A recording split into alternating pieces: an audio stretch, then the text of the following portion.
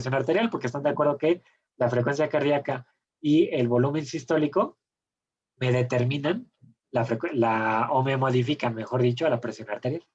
¿Sí? Por otro lado, tenemos cambios a nivel del sistema nervioso central. Esto quiere decir, como hace ratito les decía, el sistema nervioso tiene que protegerse, tiene siempre que mantener la irrigación y la llegada de oxígeno a todos sus tejidos.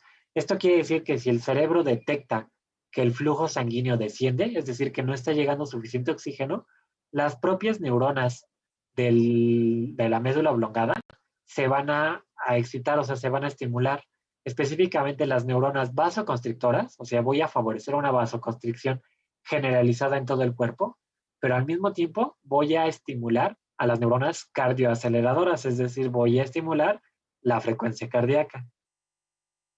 Todo esto me va a llevar a que el cuerpo tenga una vasoconstricción muy potente y que la frecuencia cardíaca se eleve y con ello elevándose con la presión arterial. Este es el mecanismo más potente del sistema nervioso simpático, pero es el mecanismo que más fácil se acaba. Ajá, o sea, este mecanismo es en datos agudos, en alteraciones agudas del sistema nervioso y que solamente va a estar activado en determinado momento, pero va a llegar a algún punto en el que se inactiva y es en ese momento cuando entran los otros mecanismos compensatorios o mecanismos reguladores. Y por último, cuando el sistema nervioso detecta que hay bajo volumen sanguíneo, o sea, baja presión arterial, se estimula el hipotálamo. El hipotálamo estimula directamente a la neurohipófisis y recuerden que la neurohipófisis almacena a nuestra hormona relacionada con este tema, que es la vasopresina, alias hormona antidiurética. Si se dan cuenta es como si fueran dos diferentes, pero es exactamente lo mismo. Lo único que se modifica son como las formas proteicas, porque tenemos un receptor para una tipo de proteína y un receptor diferente. El primer receptor lo que favorece es la vasoconstricción, mientras que el segundo receptor lo más importante es la reabsorción de agua a nivel renal. Pero básicamente cuando hablemos de hormona antidiurética es exactamente el mismo efecto. Vasoconstricción y reabsorción de agua. Sobre todo, reabsorción de agua, porque hasta el nombre lo dice, antidiurética. ¿Dudas hasta aquí? No. No. Entonces, este último mecanismo nos estaría reflejando la regulación a largo plazo, porque este mecanismo va a ser el último en activarse, pero es el mecanismo que va a estar activo más tiempo o más crónicamente. Por otro lado, pues ya habíamos dicho el sistema renina-angiotensina-aldosterona, ya vimos cómo el hígado secreta la angiotensina, la renina que se secreta en el riñón la transforma en angiotensina 1, la enzima convertidora de angiotensina transforma la angiotensina 1 en angiotensina 2. Esta ya tiene efectos vasoconstrictores, al mismo tiempo tiene efectos de la liberación de aldosterona. ¿Dónde está? Aquí está. La liberación de aldosterona a nivel de la corteza suprarrenal, que me favorecen la reabsorción de sodio y agua, aumentan la actividad simpática y por otro lado, a nivel de la glándula hipófisis, me favorece la secreción de la hormona antidiurética para reabsorber todavía más agua. Entonces noten cómo todo está conectado. Estamos modificando exactamente los mismos, ya sea volumen, ya sea resistencias periféricas o ya sea actividad del corazón, frecuencia cardíaca, fuerza de contracción, volumen sanguíneo o vasoconstricción. Esto nos explica, bueno, esta imagen de acá es exactamente lo mismo.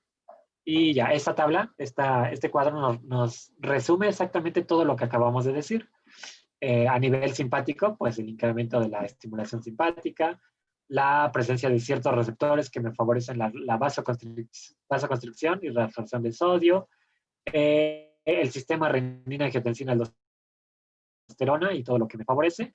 Y por otro lado, la estimulación directa del endotelio vascular, o bueno, más bien de los vasos sanguíneos, para favorecer la vasoconstricción. Pero esto significa que tengo muchísimos mecanismos que me regulan la presión arterial. Por eso la enfermedad es silenciosa, porque si me falla uno, afortunadamente tengo otro. Y si me falla ese otro, afortunadamente tengo otro. Y entonces ya hasta que me fallen la mayoría, es en ese momento cuando empieza toda la clínica de hipertensión arterial. Esto que me lleva a que puedo tener alteraciones en la regulación simpática, o sea, a nivel del sistema nervioso central, que no me estén llevando a una activación de receptores alfa o beta, por ejemplo, ya sea para vasoconstricción, para reabsorción de sodio o para la liberación de la propia renina. Por otro lado, el daño, una presión arterial alta a nivel endotelial, a nivel de los vasos sanguíneos, nos va a llevar a disminución de las sustancias vasodilatadoras, específicamente el óxido nítrico y las prostaglandinas o la prostaciclina I2, que estas son, es como el inverso. O sea, yo puedo vasoconstringir, pero al mismo tiempo no tengo que vasoconstringir en exceso, tengo que tener un equilibrio. Pero va a llegar un punto en que estas moléculas se van a acabar y va a haber vasoconstricción todo el tiempo. Por otro lado, esta liberación de endotelina y tromboxanos nos va a favorecer el daño endotelial. ¿A qué les suena cuando yo daño los vasos sanguíneos? Específicamente, libero muchísimos tromboxanos. ¿Qué va a ocurrir dentro de la sangre de los vasos sanguíneos?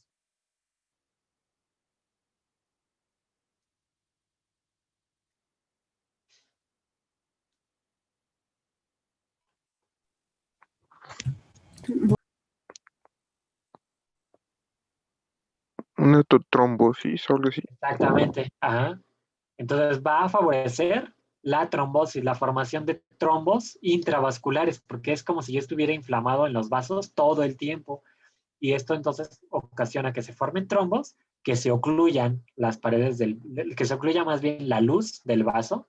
Entonces, si esto está ocurriendo a nivel del corazón, que me lleve a una cardiopatía isquémica, por ejemplo, o si está ocurriendo a nivel cerebral, que me lleve a un evento vascular cerebral. Si me ocurre a nivel renal, que yo tenga una insuficiencia renal aguda o súbita. Si me ocurre a nivel de una extremidad, que de repente toda la extremidad se me necrose porque ya dejo de tener irrigación. Imagínense que esto ocurra a nivel de la arteria femoral. Se destruye, deja de irrigar toda la extremidad inferior, o al contrario, que ocurra a nivel de la subclavia, se necrosa toda la extremidad superior. Obviamente esos casos son muy raros, pero se explica por esto, por una presión arterial alta, crónica, que me está dañando las paredes del vaso sanguíneo.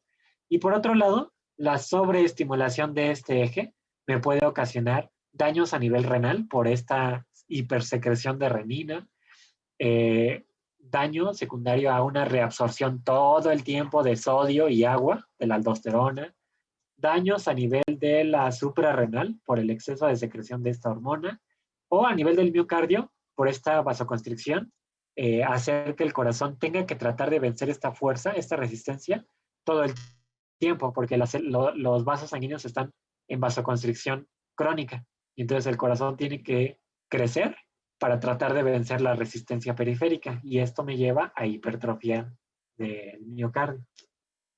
Entonces noten cómo todos los mecanismos compensatorios me sirven, pero no tienen que estar activados todo el tiempo, tienen que descansar.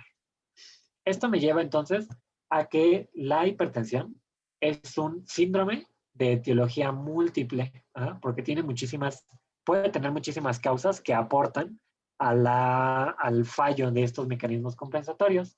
Ya habíamos dicho que se caracteriza por una elevación persistente de las cifras de la presión arterial, y ahorita vamos a ver exactamente por qué arriba de 140/90.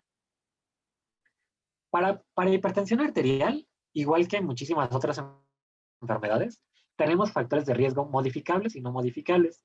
En este caso, el no modificable, primero son los antecedentes heredofamiliares. O sea, tener yo familiares directos con hipertensión arterial me da mayor probabilidad de que yo desarrolle esta enfermedad a futuro, porque están de acuerdo que genéticamente se estarían mandando la misma información como para decir, tú en algún momento vas a tener una disminución en la elasticidad de los vasos sanguíneos, y entonces esto va a favorecer que estés en vasoconstricción crónica. O el simple hecho de ser hombre me da el riesgo de tener hipertensión arterial, y generalmente las etnias asociadas a, por ejemplo, Europa.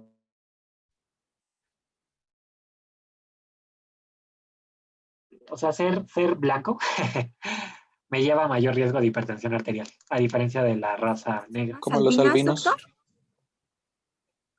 Es que lo albino no tiene nada que ver con hipertensión arterial. Recuerden que albinismo es una patología asociada a un déficit de melanina y no significa que tengan riesgo. O sea, yo puedo tener a una persona de etnia africana con albinismo, por ejemplo. Entonces, ahí más bien es un error metabólico, pero más bien la etnia. O sea, no es lo mismo ser asiático, occidental o africano, por ejemplo, que esto nos da ciertas diferencias en